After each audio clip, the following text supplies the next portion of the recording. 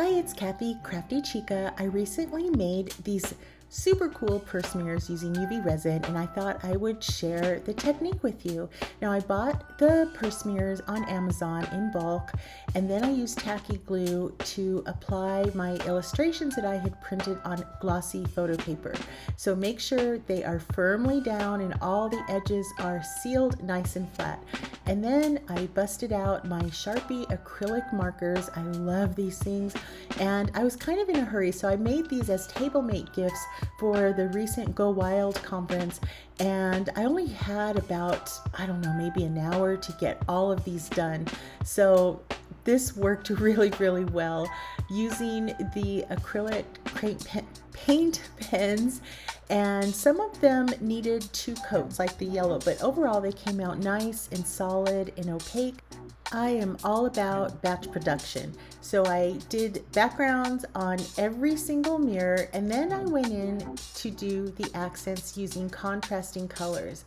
I love how these pens showed up so brightly. No matter what color I was using on top of another color, they just really popped, like this yellow on top of the blue.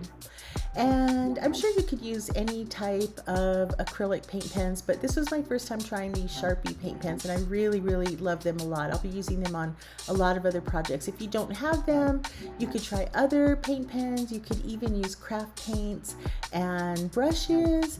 When it comes to the accent designs, you could do polka dots, little dashes, little flowers, whatever you think will look good on them. I like to make each one of a kind, so I tried to do a different pattern, a different color combination on each one.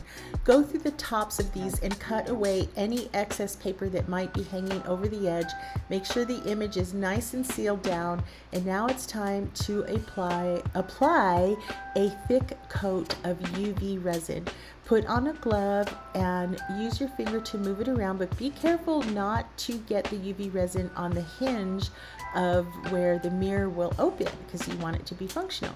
And then put it under the UV light. I ran this through 2 times, which I think was 2 minutes, and I just went one by one. And once I was done with the UV resin light on all of these, I put them in the sun for about 10 minutes, and this is how they turned out. They were a hit. Everybody loved them.